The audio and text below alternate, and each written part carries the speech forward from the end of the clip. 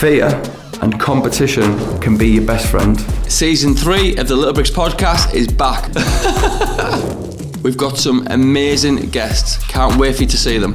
We're going to be speaking mental health, addiction, recovery, sales, business, sports, all sorts of topics. Distraction kills dreams. With the people you spend time with, you will become. Tough times don't ever last, but tough people do. I cannot wait to share it with you.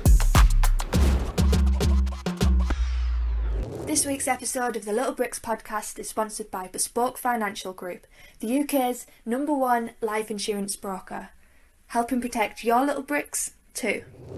Welcome to the Little Bricks podcast. Thank you so much to a North East legend, Eddy Ellwood, for coming on. So Eddie, thanks for the invite. Well, listen, we're very grateful for having you. Thank you. Thanks for the invite, yeah. Do you mind telling us about your journey, where it all started for you, please? As a kid, I grew up in a local mining community called Horden, little village, pit village. From a working class background, my father worked in the mines. He ventured on down to working on the dockside in Portsmouth. And he learned a lot about the weight training side of things and wanted to eventually open his own gym. But when he came back from Portsmouth, they set up a members club in the village called Horden Physical Culture Club. When I came along, my father taught me the fundamentals of boxing. He wanted to teach me the Queensberry rules so I didn't get bullied at school. And he always had that basically just to be able to defend myself. Don't bully and don't ever get bullied. Don't ever become a bully and don't ever get bullied was his most important lesson he ever learned me. And I stuck by them morals all through my life and all through my journeys. I won't let anybody put onto us and always stand up for myself. And that's been it from day one. I had a very adventurous upbringing around the Deans, Castle Eden Dean, the local beach. There was no social media then. It was just great fun. I started boxing at the age of 7 or 8, going to the local boxing gym, which was the miners' gym in the pit baths. And that's where I started to learn how to be able to use my hands, but disciplined. The boxing club eventually left Horden and moved to the top end of Peterlee, which was too far for me to walk as a kid. And eventually, when I got the age of 12, I could walk anywhere. So I started walking up to Peterlee, which was about a 5-mile journey to the boxing gym. So I'd walk 5 mile there and walk 5 mile back each, about 3-4 times a week, just to learn the trade. I started boxing at the age of 12, got my medical card. By the time I became a senior, I'd had almost 50 fights, mostly as a junior. But as I was becoming a senior, I started getting heavier, obviously. And I was boxing at the weight of light heavyweight, which was only a 12.5 stone. And I turned up to box in the area ABAs to try and qualify to go to the nationals and stuff, the quarters and the semis and the nationals. And I only had 10 minutes left of the weigh-in, and I weighed in 2 pounds over the limit. And my coach said, "You're not going to have time to take it off. You might as well just fight heavyweight."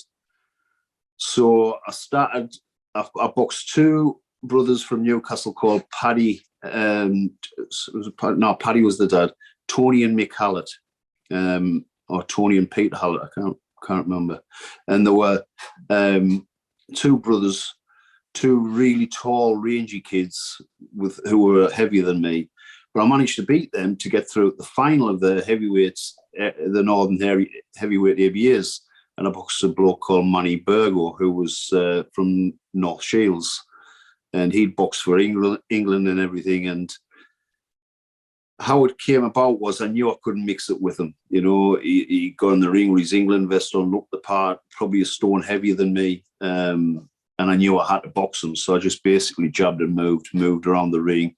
Every time he tried to hold on to us, I got out of his reach and just boxed and moved. And it worked to me. I thought my advantage, and even him at the end of the fight says, "I think you might have gotten this," but he ended up getting it on a majority, which is 2 judges to 1.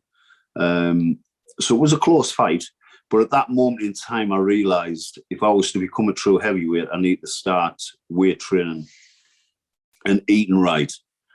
So under my dad's guidance, I decided to get ready for a local bodybuilding competition. So this was from the May through to the October, which was less than 6 months, really.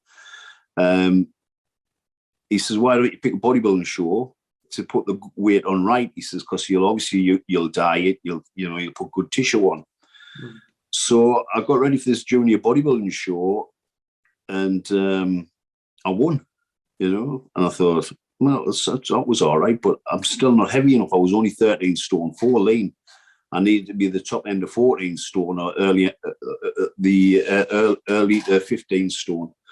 And anyway, I started to get myself ready for the North Britain, which was the following year. And I was still a junior, because the juniors are 20 or under on January the 1st. And I was 20 on January the 1st, but I turned 21 in the March. And the show was in the April. And I didn't take any identification with me, but people had been spreading rumours I was too old. And it was just jealousy from the local gyms, because I hadn't been training very long. I was already starting to make marks, So I turned up the competition expecting to compete junior. It was my second show. And because the rumours I had gone round, the officials wouldn't let me compete in the junior category, and said I had to jump into novice category, which was a big leap for a lad who was only just turned 21 and only been training 10 months, Well, yeah, about 10 months. So I ended up getting placed third at the areas, and qualifying still to go to Britain, because it was a close area championship. And I went to the Britain finals and got a fifth in the novice Britain when the lineouts were like 20 plus. So I came away from the Britain finals after less than a year's training, with a fifth in the novice Britain, which made me a mister. So then I was competing in the open categories, and I realised I had to put some more weight on. And the boxing seemed to just leave me at that period of time while I was trying to put good weight on. And then I did the Mr British Isles, which was a year after winning the juniors, and I won the Mr British Isles title. So, very competitive boxing. You've obviously got to a good level, then you've gone straight into being a bodybuilder. You said about your old man. What was your old man's name, please? Eddie. It was the same. I was christened after my dad. So my dad was Eddie Senior, and I was always called not Eddie Junior. I was called Little Eddie. Little Eddie. Which stuck with me even as I got bigger. I used to use it as a joke, because my grandparents always used to call, "Where's our little Eddie?" So I kept that nickname as I got bigger, as I got twice the size of my dad. Yeah, my dad's my hero. He's failing at the minute. He's got dementia. God bless. But he's learned a lot of lessons in life. Good mentor. Good mentor, yeah. Yeah. Was he a boxer man or a bodybuilding man? He was more at the bodybuilding, but he was just a man's man, really. He's right. just he competed a little bit himself, but had no legs. So people used to say, "Where did you get your legs from?" Well, my mum's got great legs. My mum used to train too. Yeah. And she's still competitive in herself to this day. So if any young girls come in her gym and want to train legs, she'll jump in with them, and she, like nearly 70-odd-year-old, she'll still burn them out, Yeah, yeah. So your father was a good mentor for you. It sounds like your mother was as well, in her own way. Them values, what are the most important values you got passed down from your parents, please, mate? And have you carried them on to being a father and within your own life as well? 100%. Like, we had nothing as kids, but everything my parents had, they give to us.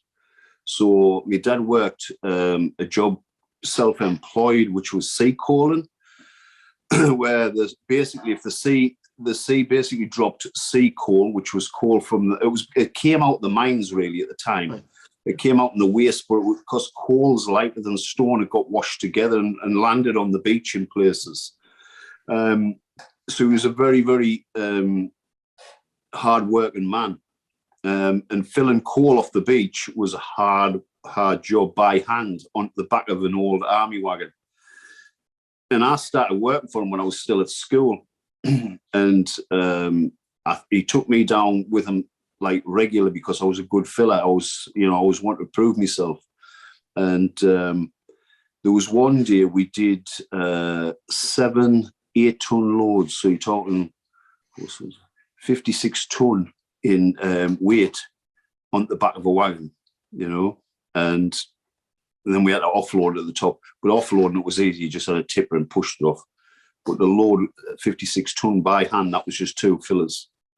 Nobody does work like that nowadays. No, nobody does work like that. Good days.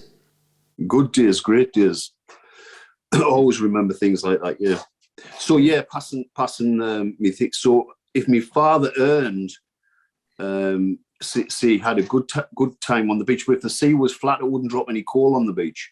So, what happened was there was no money in the house, and you were, because you were self-employed, there could be like weeks on end that there was no money coming into the house. So, you were like, you had to do with what you had. But every time there was a good coal drop on the beach, he'd say, right, okay, I've had a good few weeks, let's go away on holiday. So you always try to give us, and mainly memories, like, see, it's not like today where kids want you to buy the time. It was all happy memories, and things that you can't buy, Yeah, spot on. Good times. It's being a father and a leader is very important, isn't it? To have them values and pass them on. Mm-hmm. I've got 2 older sons. Ethan, who's 20, he's coming up 28. Actually, tomorrow he's 28, and Jake, who's 26. Jake's a professional rugby player, and he's living in London at the moment. He's played for Ealing. He's playing championship, so he's played for Ealing. Then he's moved on to the London Scottish. Now he's moving on to Amt Hill, I think, this season. Ethan, he's done a bit of bodybuilding. A funny story, because Ethan was always a plump little kid, and like, as he was growing and starting to go away on his holidays, he says to us, will you write us a diet out to get my abs through from your holidays? Well, he was a plump kid, he carried it around the waist. And I thought, he's not going to get his abs out, but we'll get him better shape than he is. Because I've never pushed my kids towards bodybuilding, I'll let them do whatever they want to do. Anyway, give him his due. He got in half decent shape to go away on his holidays. And then he says, he came back from his holidays and he said, do you think I could do the North Britain next year? And I was like, it was a hard thing to say. I couldn't say no. And I didn't believe he would get in the shape he did, He got in tremendous shape in less than 10 months. And so I just basically said to him, I said, let's just diet and get yourself in shape before Christmas, and then we'll decide after Christmas. So I just give him some little incentives to get him into his training and give him his due. Like I said, he was 100% into his diet. He put all the effort into training and listened to everything I said. And come Christmas, I thought, he could stand half a chance. Anyway, the new year came, we got him ready for the show, and you wouldn't believe I wish I had photographs to show you the difference between him 10 months prior. It was absolutely phenomenal. So he ended up qualifying to go to the Junior Britain, and he got a second at the Junior Britain. Proud moment. Yeah. More so proud of your son's achievements, Eddie, than what you achieved, which is quite... Your son's achievements, it's because they are your blood, they are your genetic makeup of you, it does give you a sense of big pride. You'll know yourself being a father every time they do something which, it just really, lifts you.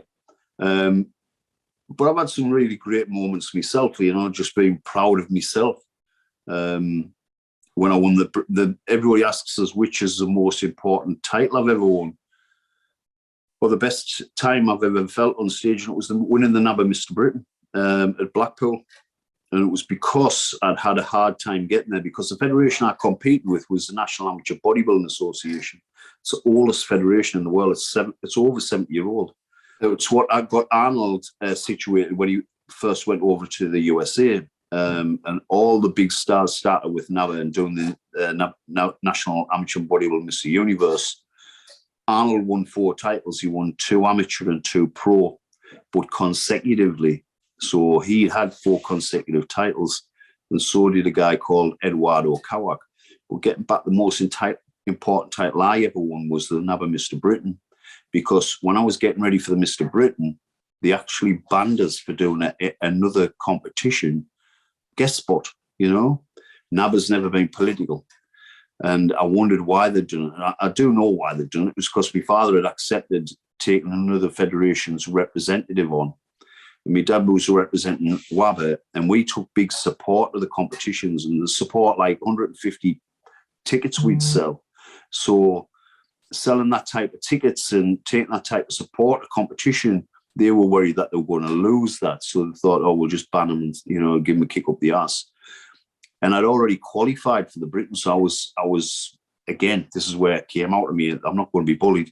So I sought legal advice, and I eventually took them to court.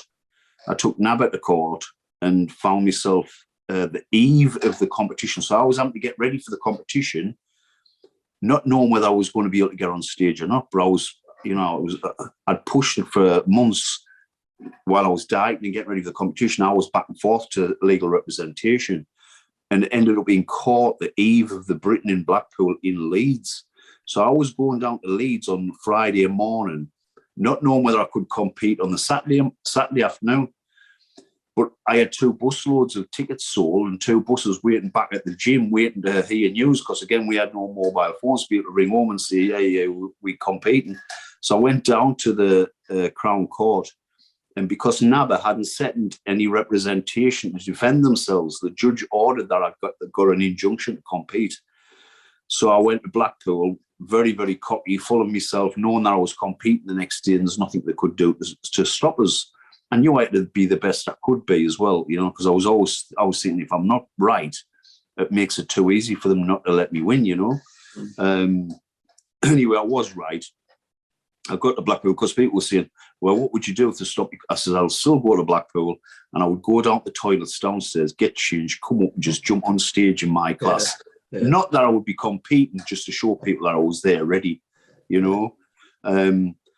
But anyway, I was sat in the hall on the afternoon, and a guy who was the chairman at the time called Tony Sullivan, God rest his soul, you know, we became friends. But at the time, I got a message off, it was an announcement on stage to the audience, could Eddy Ellwood please come backstage? So I went backstage, and he said, right, he says, I've just got an injunction off a high court in London. I thought, well, on Saturday afternoon, you know what I mean, to stop you competing today. I said, well, serve it then. He said, we don't have to. I said, you have to serve an injunction for it to stand. And he says, we don't have to. I says, well, if you don't serve an injunction, I'm getting on stage, I'm competing. So I walked away and I went back to the audience. And I'm sat in the audience again, talking to my parents, telling them what's going on. And I said, I just told them I'm competing. If they don't serve us with an injunction, it doesn't stand. So as I'm sat in the audience, I get a message again, could Eddy Ellwood please come backstage? So I took my dad this time. I says, come back and witness what's being said. So my dad came backstage with us. And Tony says, you can't compete. I said, I'm competing. I said, I'm competing. Whether you like it or not, I'm competing. I said, you can't stop us. It's illegal for you to stop us. And I got on that stage that day, just proud to be on the stage, really. And I was wary of like getting placed down because of what I'd done. But you know something, I became the judges chairman of NABBA, and I've implemented things that makes it foolproof, makes it transparent, the judging. There's no slaps on the back. There's no pats on the back. There's no judges changing scores backstage. There's nothing like that goes on. But at the time, I didn't realise that, which I see now, is that the people that actually judge you are not the reps. The people that actually judge you are competitors and bodybuilders from the shows that judge. So they were all for me. You know, they were all saying, you know, we were hoping that you turn up in shape. After I'd done it, they were all saying, I'm glad you turned up in shape because good on you. You know what I mean? And when I looked at the judging scores afterwards, I don't think it's ever been, well, will have been done since, but at the time it hadn't been ever achieved.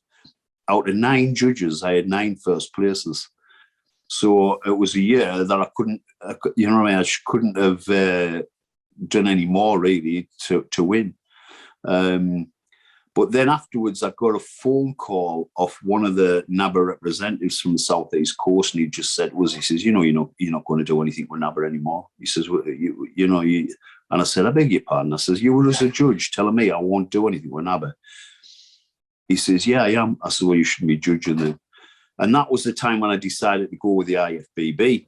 which was the International Federation of Bodybuilding, the one, you know, that Dorian Yates has done. I mean, Arnold's won Olympias too, but Dorian Yates has won a lot of Olympias, you know, like Flex Lewis, Ronnie Coleman, Jay Cutler, all the big names. So I was competing professionally on that circuit for 4 years, and I wasn't getting any look-ins. You know, my first show was the Arnold Classic in Columbus, Ohio, and I'm not saying I deserved to win any IFBB shows, but I was definitely deserving of a top 15 place, and I wasn't even getting top 20.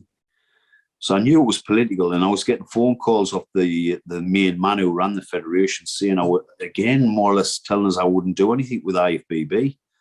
And I thought, I'm just going to prove you wrong. I'm going to come home and I'm going to train hard, and I'm going to get myself to a position where you won't be able to deny it. And 4 years went past, and I wasn't getting look-ins. You know, I wasn't getting top 6 place, I wasn't getting top 10 places. And I think that because the British public weren't seen as in magazines, because it was all American competitions that I was doing, or European competitions, everybody must have just had us wrote off.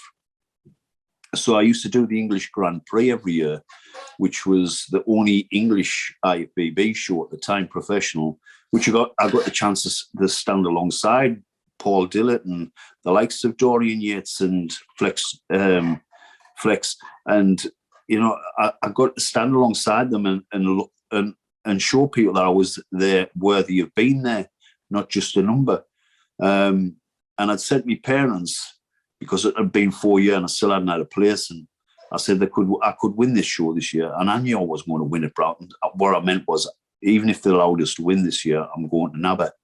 I'm going back to where I know I'll get treated fairly. And so I did the show, and they give me 7th place. And it wasn't announced on stage. I got these scores afterwards. And I thought I deserved a 5th. And 5th would have kept me in the prize money and probably would have get me an Olympia invite, but it just kept me out, giving me a 7th. So 4 weeks after that, I did my first NABBA Universe in 1996. And I got a 4th place at NABBA Universe. And I thought, I didn't deserve a 4th. I think I deserved a 2nd. Sean Davis won it that year, and he was a worthy winner. But I knew I was capable of winning that show, you know, so I decided, right, I'm going to put all my eggs in one basket and train for that show for the next year. So in 1997, I came back and I won my first Mr Universe title. And I had nothing else to do. I was enjoying myself because I was getting noticed again. So after winning my first Mr Universe title, I got a few guest spots around area shows and competitions. So I got a few guest spots. So I was getting respected. I thought, I'll just carry on doing this for a few years. So I won it again in 98. I won it again in 99. And then what was happening was the professionals that were coming started not coming. Because coming from the IFBB background, it's a bit like the Premiership and the Championship. I'd come down from the Premiership and I was top end of the Championship. So these Championship players didn't want me there really. So they never even came to compete because I was probably a bit too good for them. And I'm not, you know, I'm just saying it as it is, because at the level I'd been competing at. Yeah. So they started dwindling. I was getting on stage with like 4 and 5 competitors, and I was like, I can't have this, because people are going to start slagging me off as if like, yeah, he won in a poor line out, but he wouldn't have won the amateurs. Yeah. So I asked NABBA if they would make it into a pro-am. So at least if I was going to win, I would win the whole show, not just the pro show, you know. Yeah. And that's what I did. So the last, I think it was the last 2 or 3 were pro-ams. So I won 96, 97, 98, 99, and then 2000. And my last, so after winning 4, I thought, well, I've matched Arnold's record. He's had 4 consecutive, but I've had 4 professional consecutives. I've got to try and leave a little bit of a legacy if I can do 5. And after doing 5 in 2001, I decided I have to retire from bodybuilding. And that's when there was no money there, you know. I wasn't doing it for the money. I was doing it for the sport, really. And then I decided to go into World's Strongest Man type competitions.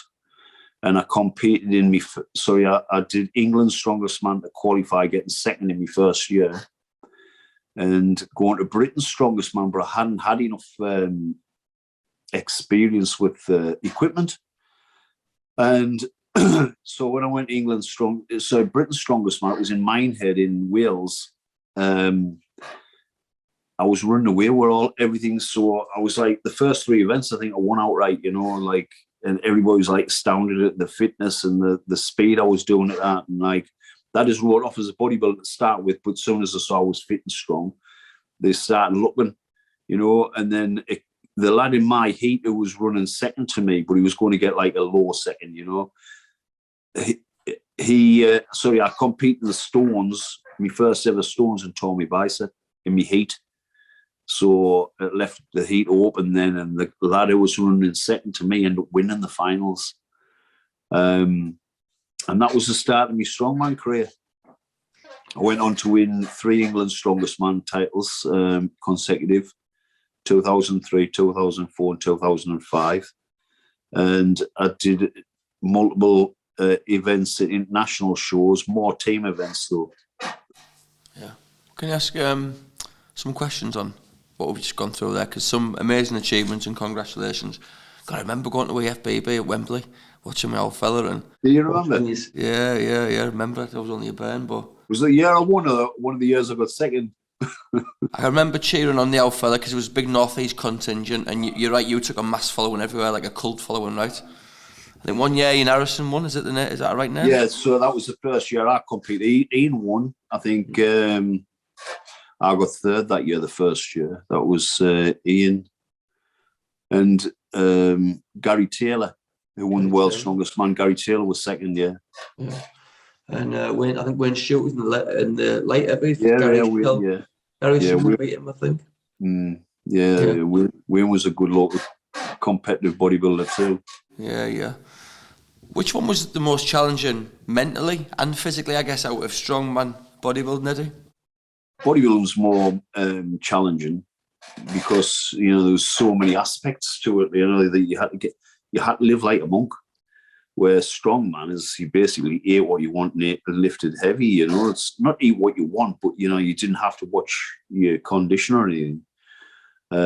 So it wasn't as demanding as bodybuilding, but it was more rewarding, I suppose. Mentally, it was more rewarding because you got to have. Where in bodybuilding you lose track of people because you're one mind, you focus one way. In the strongman, you sort of like you mix with people and you enjoy people's company when you're doing it. It's not the same at all. Yeah. Which because bodybuilding, I remember watching the old fella train, diet. You're living like a monk. It's a real science behind it, isn't it? It's not. I think a lot of people put this science to it when it's very, very common sense. Like it's very, very basic. If you keep it basic. The training side of it is only a small percentage of it. It's only like I would say it's probably 10% of the whole competitive scene. You go in the gym, you break the muscle tissue down. That muscle tissue ain't going to grow without nutrition. So, and you need the rest too for the nutrition to work. So you need to break the muscle down in the gym. Then you need to put the nutrition in regular to keep the nutrients in your bloodstream to help repair the muscle tissue. And you need the rest for your muscles to grow through sleep. If there's pieces missing out of all that, then you're not going to grow like you could grow. So I lived like a monk. I lived basically just trained, ate, and slept. Yeah, I looked after my family too, but that was me. I didn't go out drinking. I concentrated on the shows I was doing. I didn't deviate. I was 100% disciplined in what I was doing. Yeah. But like I say, you can't build a house without bricks. Any amounts of people go to the gym and flog up, like flogging a dead horse, taking anabolic steroids with no nutrition, and still not growing and wondering why. Anabolic steroids don't make anybody grow if they've got no building blocks going in there. Like I said, say it's the simplest analogy. You've got a house to build, but if you haven't got the piles of bricks there, you can't build a house, can you? Yeah. So you need to put them nutrients in to grow the tissue. And that's the basics of it. Yeah, well, the podcast's called Little Bricks. We say little bricks build big castles, little bricks build big houses. Well, I use it's an Arnold's old saying, actually, from small acorns grow large oak trees. Yeah. Who was the best bodybuilder ever? Who was your favourite? I don't think I have a best bodybuilder ever. I've took from a lot of competitive bodybuilders. Yeah. And even local bodybuilders, like, you won't remember him, but your dad will, a lad called Andy Webb when he was competing, and even Craig Howard. You know what I mean? Howard, yeah, I remember Craig Howard, yeah. Both were good, like, area competitive bodybuilders, and there was always that niggle between them, who's going to win this year. And that was always great, great. You don't see that anymore. Yeah. 90s bodybuilding was probably the best era in bodybuilding. You'll never see the 90s bodybuilding scene again because the people are not hungry enough. Yeah. Did you, did Arnold spend time in the North East through John Citrone? Is that right? John Citrone brought him into the North, brought him up to the North East to do guest spots. I was on a podcast a couple of weeks ago and the lad said, what people don't realise is Arnold lived in the North. He didn't live in the North East. He stayed in the North East for a limited period of time. When he came to England, he spent most of his time with the Bennett's, Wag and Diane Bennett in London. And they had a gym, Wag Bennett's gym, and it was like a shrine to Arnold because he trained there when he was getting ready for universities. And they more or less adopted him, Did you know Dorian? Yeah, I know Dorian, yeah. I met up with Dorian actually because he's quite wide awake. And he messaged us to say when we were doing this next protest, because he'd been watching stuff I'd been doing. Yeah. I said, yeah, because says, come along, join in with us. Anyway, we got down late, and the previous protests we've been doing, there were like hundreds of thousands of people, not what you get shown on the media, the mainstream media. The mainstream media report, there was a few hundred people there or 1,000 people. There was hundreds of thousands of people. And that was another thing that made you look and say, this is not right. This is not right that they're not reporting on this. And people that were mingling through COVID, kissing and cuddling, shaking hands, no masks, no vaccines, are still surviving, And so Dorian had messages. He'd seen I'd done a few protests in London. He says, would you mind if he came? I said, no, he was going to come with his son and his daughter. He ended up coming down and meeting up with his daughter. And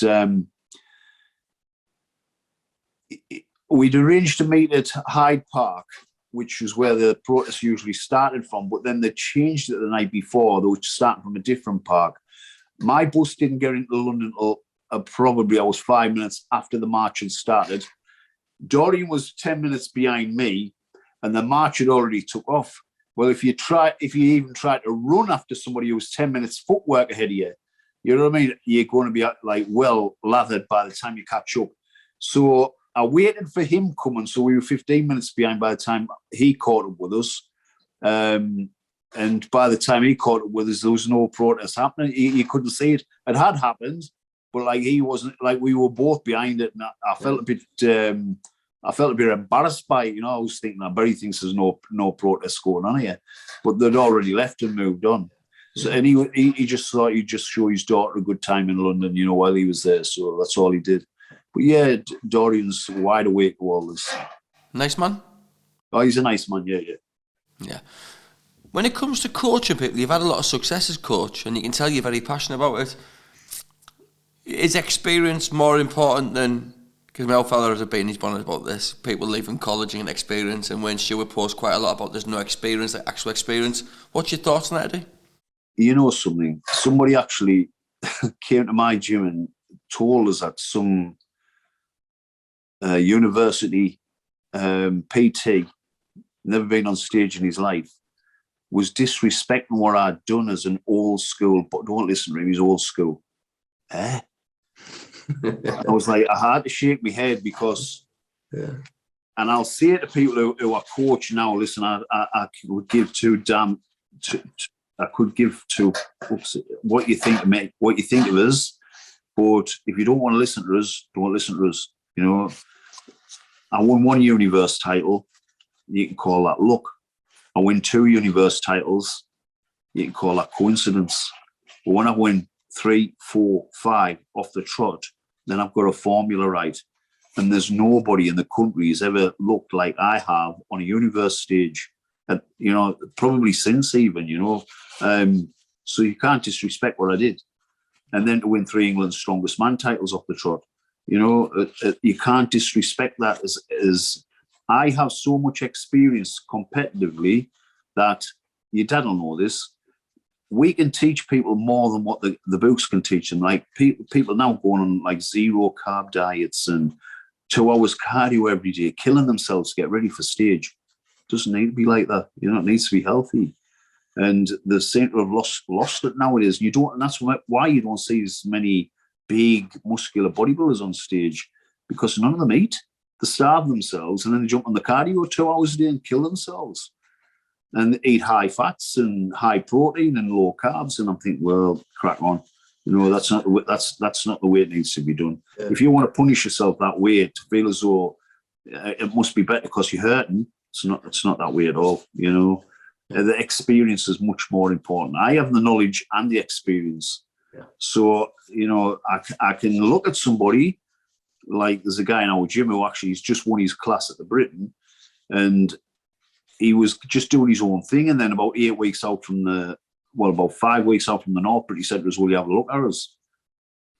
So I looked at him and I said, you're on low carbs, aren't you? And he went, well, I've dropped it. I went, what have I told you? Why do you not listen? Why do you ask us to look at you when you're not listening to the things I say? So I changed his diet around from that point on because he looked soft and small. And he ends up winning these classes at Britain, you know. So the experienced eye is what you can see. You can see it in a person's physique, the skin texture, the looseness of skin, the lacking of the muscle belly. Yeah. You can see it all when you've been there and done it. You know what's what. And sometimes when you compete, you don't see it. You know, you get wrapped up in your own paranoia.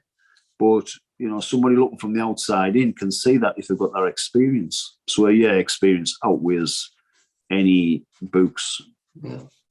With and then business as well, because throughout all of this, you've gone on and built fantastic businesses, which must have been very challenging, Eddie, when you're competing at such a high level and the discipline needed. Can you talk about that journey, but please? Not fantastic businesses, but I did create business. The business I've been wrapped up in is like byproducts of my training, like security, you know, and working the doors and things like that, you know. So I got into working the doors because I could handle myself and I was a big lad. And people didn't realise that they both went together, you know. They didn't, you know, a lot of people thought, oh, he's just a big dumbass bodybuilder, but they didn't realise I could still use them, you know. Yeah. So when it came to it and I had to stand up to it, I did. And it shocked a lot of people, you know. And I was never the bully, you know. If people ever threw the gauntlet down, then it was, you know, that had it coming, because I wasn't going to say no. I didn't hurt anybody, you know. I wouldn't go overboard and stamp all over people. But like, if people were throwing the gauntlet down, I would accept the challenge, you know. And that's where. But I create a name for being fair that way as well, because people who I had dealings with realised that I could have destroyed them, but I didn't. You know, I did enough to let them know I could have destroyed them. That was it. But as far as businesses go now, I create the gyms, I had security, and the security, like I say, was a byproduct of the bodybuilding, and the gyms again was a byproduct of me training. And that's it really with that side of it. Yeah. Being such a big lad, this isn't like no gangster channel or anything, and I've got no desire to go down that road because never ends good, right? But being the size of you, the name you are, being from a place like the North East where it's quite a machismo area and you get all these plastic gangsters who've done this and done that and whatever else, has that been the challenge, Eddie? People sort of mentioning your name, stepping to you? No, it hasn't, no. And because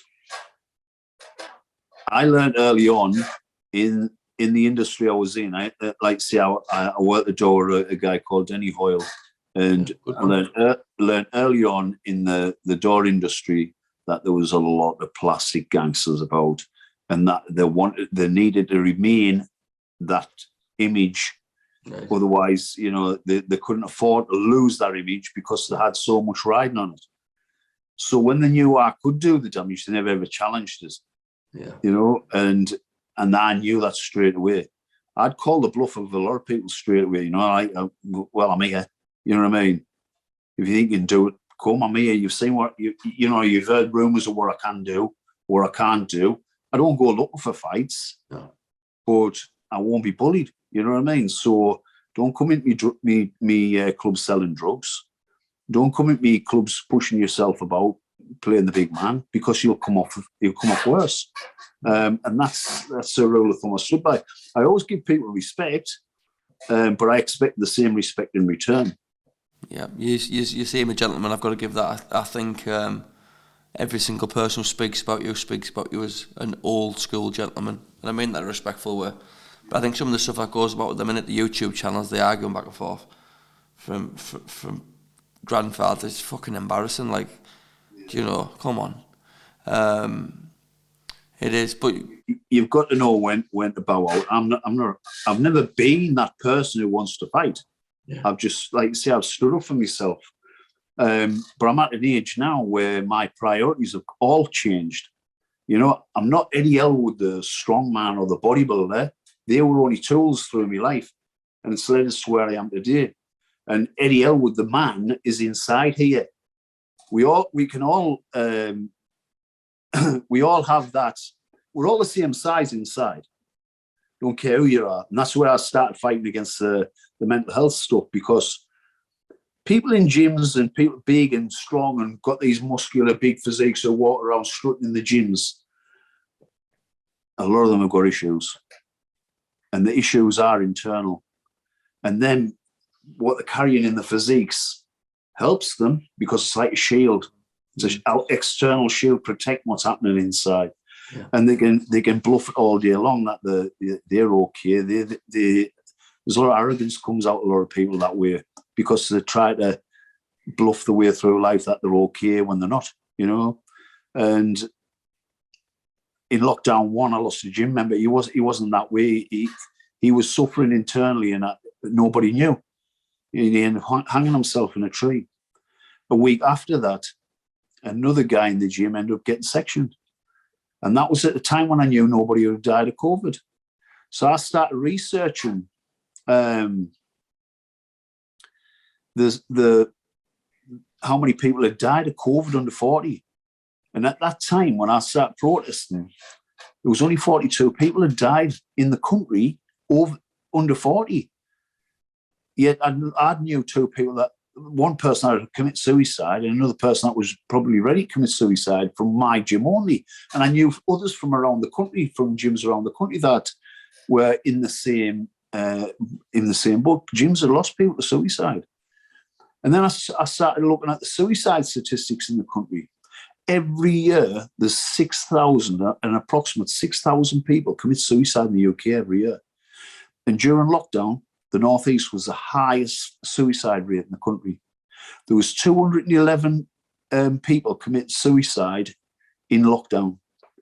And there was only 42 under the age of 40 who died of COVID. Well, not died of COVID. That's died with COVID. I think there's only 8 died of COVID. And that's why I kept my gym up to protest the collateral damages of lockdown. Unbelievable. What challenges that caused you? Because I've seen the stories, the fines, the media attention. The challenges it caused me, I own my facility. I own my facility right out. So I went into it with an open and a very informed mind. So I researched everything, how the police should be attending, how the council should be attending, what my legal rights were to protest.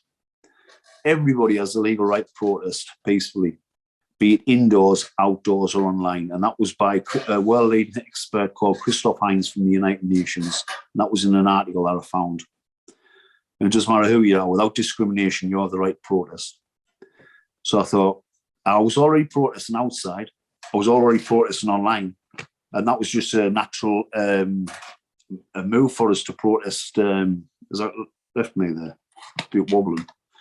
My table, sorry. Yeah, it was my table. To protest indoors. So I set a big sign up on the ramp to my building. I'd already communicated with the council and the police, though, before I'd done it. and said, because of what's gone on, because of losing member to suicide, because another one was sectioned, I'm going to open my facility for protest. And they warned us against it. And I said, you can't. That says under the United Nations and the Universal Declaration of Human Rights, you can't take away my right to protest. And this is how I'm going to do it. I told them exactly how I was going to do it. And I told the police and the council before I even started, come, sit down with us, talk with us. They turned up, but they didn't want to negotiate anything. They just, and under the Care Act of 2014, the council, the local authorities, have an obligation to care for people with mental health issues. So they could have worked with me, to work with people with mental health, but they never once came with their attitude. All they were trying to do was shut me down. Here's my son coming in. No! Max, go away, I'm on here. What? Aye, later. So anyway, I told them all this and they didn't want to know. So I'd done a big notice across the ramp to me premises. And on that notice it read, this business is closed. It is only open for peaceful protest. No trespass, £10,000 fine. And that was there because I knew people had been getting £10,000 fines. Yes. And it was my private property. So anybody wanted to trespass on my private property when I wasn't open for business, I was going to give them a £10,000 fine. And that was just in case they tried to give me one, I was going to give them one back, tit for tat. So anyway, and then underneath it said, any other business, telephone this number, which was my gym number for me to come outside to talk to them. So they knew they couldn't cross that barrier. Mm-hmm.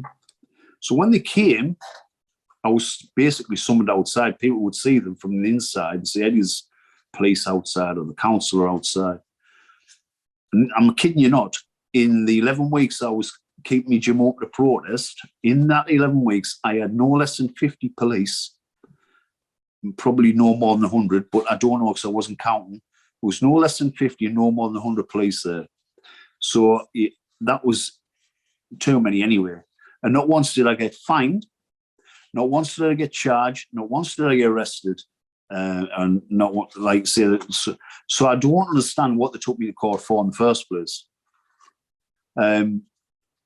The council came to try and serve an antisocial behaviour order. Sorry, not antisocial behaviour order. They came to serve us with a closure notice, which I wouldn't accept. So they took me to court with an antisocial behaviour order.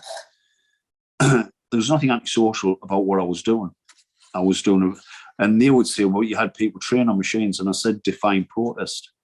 Because protest in the dictionary says it's an action or statement in objection of. And peaceful, there was no aggro.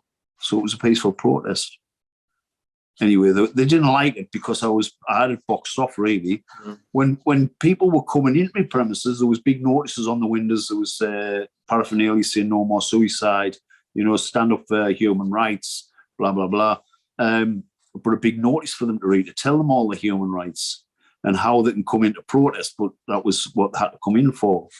When they came in, I'd asked them what they were there for, and they had to say they were there to protest. And when they said that, I made them sign a slip, which I've still got over 210 slips of people saying that they were there to peacefully protest, printed and signed. My solicitor that went to court didn't use one of them. And he tried to say halfway through the court case, maybe we should have had a petition. I says, do not take the piss out of me. I said, I had 210 slips in that box that you didn't even use, of people saying that they were there to peacefully protest. So don't use that as an excuse. I feel as though I was set up, 100% set up, because I was getting taken to court for breaking the Coronavirus Act. That's what I was getting taken to court for. But not once was I was fined. And for the first breaking of the Coronavirus Act, you were supposed to get a £1,000 fine, which was a deterrent for getting the next fine. Mm. And the next fine was a £2,000 fine, right, which is a deterrent for getting the £4,000 fine. Yeah. And then that 4,000 was a deterrent from getting the 10. I wasn't given any of them. You weren't? No, not one. So really they broke protocol. Yeah. You know what I mean? Yeah. So I don't understand why I was given so much penalties. So when the judge asked for a week off, she says, I'm going to have to go away for a week, find out.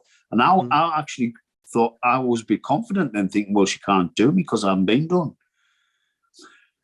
A week later, when we come back to court, I could see she drew great pleasure from giving me £26,000 worth of court costs and a £30,000 fine under the Health and Safety at Work Act.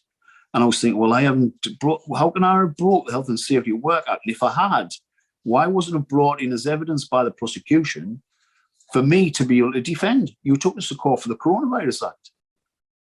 So I don't even think that fine should stand. Unbelievable. Joe, I'm asking a personal question. Yeah. If you had to pay that fine?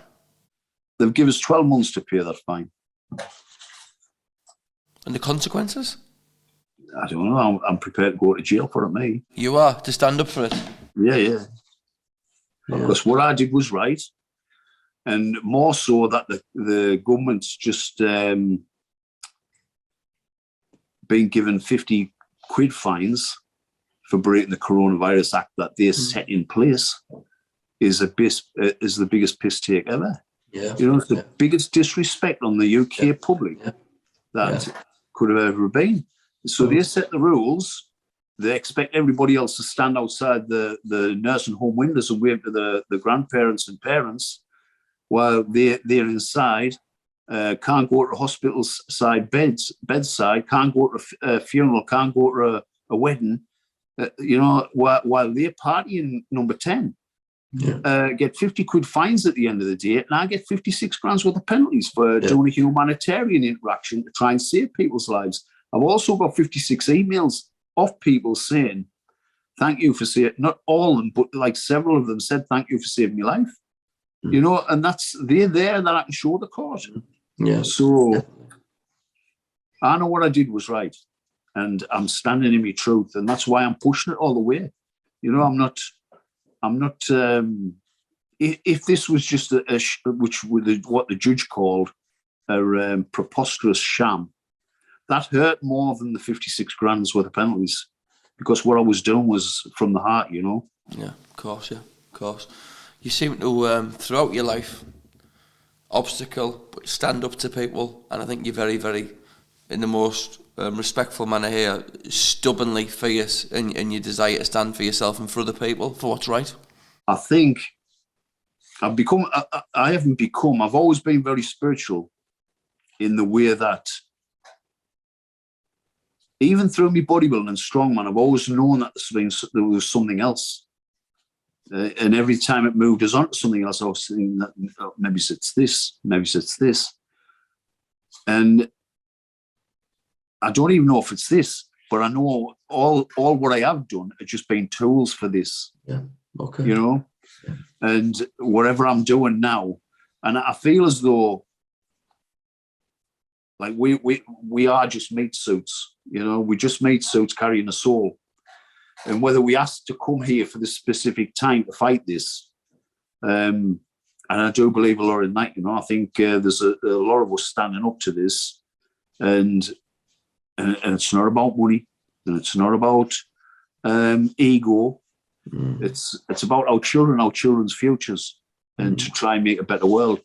It's not, you know, people will have a go at you, say, oh, you're a conspiratard, you're this, you're that, you know. I research everything I do, and I've got the facts to back it up, you know. So, and what the facts I use are government-based, you know, they come from government websites.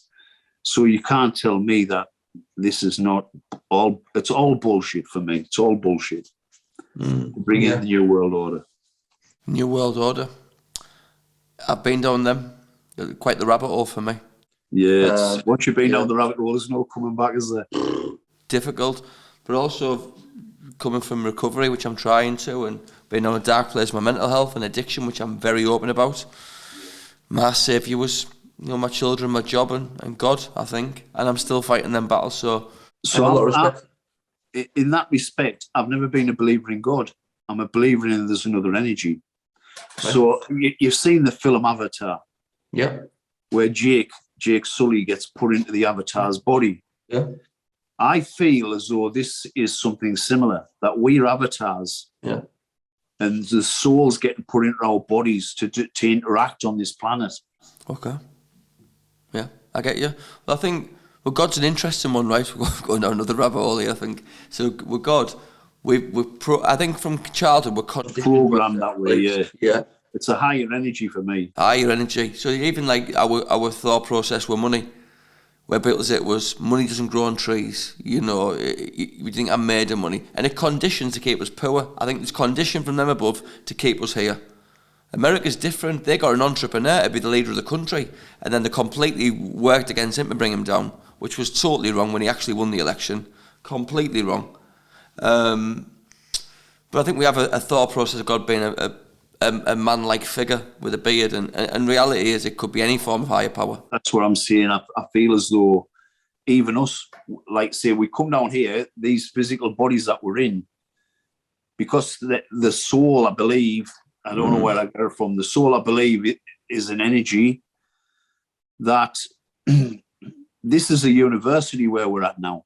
This earth here, our bodies have come here, this is our university to learn emotion, fear, love, sorrow, happiness, to learn touch, smell, taste, because your soul can't do that. So it's put into a physical being to learn all that. And we go through life, and how many times you hear somebody say, I'm here for a good time, not a long time, you know what I mean? That's bullshit as well. Yeah. And like, yeah, you once you're dead, you're dead. You're not. I believe as though you're back here many times, and I'll refer it to like that deja vu feeling, or that Groundhog Day, where you think, I've been through this before. You know what I mean? Yeah. I've been here before. You get them throughout your life, and maybe that's part of your life where you've reached before, but you haven't gone beyond. Yeah. Well, and you've got to learn all these lessons, and I feel as though I'm at the end of my game now, because I have no hatred, I have no jealousy, I have no want for money, I have no like greed or anything like that. I'm happy being me, and I'm happy meeting loyal, respectful, nice people, and I mix with that type of people. Yeah, I think it's fascinating. It's so fascinating because when you speak about, and then it comes down to the two C's, the mysterious world of coincidence. It can't be a coincidence. There's got to be some form of higher power leading us to these different places. It can't be coincidence to things that just happen, and then you just get classes of conspiracies. Even with the evidence, I'm a massive believer in aliens. I believe in with all my heart that there's so much evidence to suggest that they're there, as there are with most other conspiracies. But yet you get called tinfoil hat, and these people don't get a platform. They even get took off YouTube. It's ridiculous, I've had so many things removed, not so many things, but I've had enough removed what I know is fact. That again, it just enlightens you. It just shows you that there's more to this. Yeah. That I do believe that the elite have gone too early. Yeah. I think this has been a plan all along, but they've had to rush it. I think it's fallen apart. I do think it's fallen apart, and maybe we'll not see it in our lifetime. But I think it's not going to work for them. Good will prevail, and I'm preparing myself for the worst, but hoping for the best. And I've always been that way, And I think there's a lot of harsh, hard times to come. Yeah, I think we're still in whitewater. I think. I don't want to make it all sound doom and gloom, but I think people need to prepare for the worst things happening and hope for the best things to happen. Because if you're prepared, then it'll not be so much a shock when it does happen. Yeah, if it happens. Yeah. But I do believe that there's some dark agendas, and like with how the economy's gone now and the petrol prices and everything else, it's just like next it'll be food shortages and blackouts and all stuff that we predicted a year and a half ago. What we were getting called conspiracy theories for. The jab's been the experimental jab's been harmful. It's all coming to light, and I tried my hardest to put people off from doing it and try to try to show them that, just take your time. Why don't you just wait a while? But there was so many people done it just because I need to go on holiday, or because I was told I need it for my job. You don't need it for your job. Fight back, You need to stand up and fight back. It's happened with NHS, didn't it? With all the nurses that were fighting back. They were all threatened that they were going to lose their jobs, and they were fearful of losing the jobs. And at the 9th hour, we've retracted all that now. We're not going down that route, They did it, I think they did it with the vaccine passports to start with. They threatened people they couldn't go away unless they had the jabs. So people rushed out to get the jabs. Then they started up with the kids. You're not going to be able to get into a nightclub unless you go and get your jab. The kids rushed out and got the jabs. Not everybody, but, they knew that they could coerce people with these things. Yeah. And that's what they've done all along. They coerced it because of the jobs. People don't know any different, but once you start learning your human rights or what you should have as human rights, you've got to fight for them still. But what are your human rights? If you know them, you'll stand up and fight for them. Yeah, of course. But they're not openly visible, though, either. So, and I think we're conditioned again. Social media might be the biggest mistake any elite ever made, because what could be a dose of propaganda is actually backfiring, and because we were conditioned from childhood on fear. If you don't do this, you'll be a failure. You'll never achieve nothing. You must do this. You have to do this. Punishment if you don't do your own way. Punishment. How's that to break a child? And then even the programs, then the stuff the food we used to consume, that's depressing. And then the information we'd consume, the news, boom, boom, bad news, boom, bad news. Once I started researching stuff, and I downloaded the College of Police and read right through it from front to end, and I realised the police are there. Well, you don't know, see, you're conditioned to fear the police, fear the legal side, the legal system. Yeah, they're going to screw you over if you don't fight back. So the first bits you come across which helped me, was a policeman's supposed to turn up for a crime. He's working for you. You, the public. He's a public servant. When he turns up for a crime, he's supposed to gather evidence on both sides and then make his own mind up what's going on. But they weren't doing that with me. They were turning up and working as government agents for the council, for the government.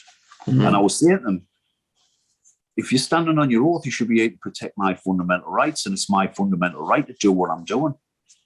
And they didn't like it because I was clued up.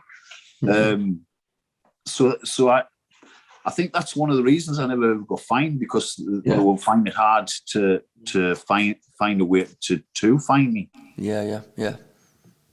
If you look at, there's a great book called The Changing Face of the New World Order by Ray Dalio, who's the biggest hedge fund manager in the world. And what he does is he's gone back 5,000 years, and he's just studied history, and it just comes in cycles, history. There's always a bad guy. We've got one now in Russia. I'm not condoning anything he's done or nothing like that, but there's always a bad guy. We have to go and take from that bad guy, and then the financial crash. And it just history repeating itself. What I've researched, Putin isn't the bad guy, though. You know what I mean? He's the one who's pushing back against these. I see. When you look into a lot of things, can you imagine if Putin went over to Mexico and set some biolabs or drop some weapons on Mexican borders to fire into the USA? How would that look if he was siding with the Mexicans to do something against the USA? Yeah, he would be a bad guy. But the USA have done exactly that. They've gone into Ukraine. They've set things up. They put biolabs. There are numerous biolabs on the Russian borders, and under NATO, they were supposed to not try and gain any more of his territory, Russian territory, and that's what they were trying to do. Is they were encroaching on Russian territory, and he wasn't happy about the biolabs. So what he's been blowing up is biolabs. There's a lot of people who don't read into the things that he's been doing. He's just been, it's the media that's promoting him as the bad guy. Yeah. Fascinating. Could do another 2 podcasts on this, Eddie. Brilliant. Yeah. But listen, man, I just want to say thank you for coming on. I've really enjoyed it. you're a good man. I respect you, and I'm just very grateful for coming on. Wish you and your family well. Okay. Once I've got a documentary company doing a documentary on me at the moment. There's a lot of stories there that I can't really see on here because they're going to be part of the documentary. But I mean, I'm quite happy to go over them all after the documentary comes out. So we want to do another one later on. That's I'd love to. Thank you. More of the door scene and the darkness of the door scene. Sounds interesting. That is interesting. It sounds interesting. Where can people find you on social media, Eddie? Where can people find you on social media? I'm just on Facebook. I'm going to have to get off them because I'm totally shadowbanned on social media. I get no likes on any of my posts anymore. People say it's because you're sickening people with what you're doing, but it's not. It's just there's a lot of people awake and not seeing me posts, even telling us they don't see me posts. Yeah. So on Instagram, I'm under Eddy Ellwood, and on Facebook, I'm under my Christian name, Edmund Ellwood, because my Eddy Ellwood Facebook page I got froze out of and I couldn't get back in. So I can't do anything with that one. So I'm opening a new Facebook page up about a year and a bit ago under Edmund Ellwood. But yeah, I'm on both of them. Super. Thanks, Eddie. Listen, really appreciate you coming on the Little Bricks podcast, and good luck with everything, mate. Thank you.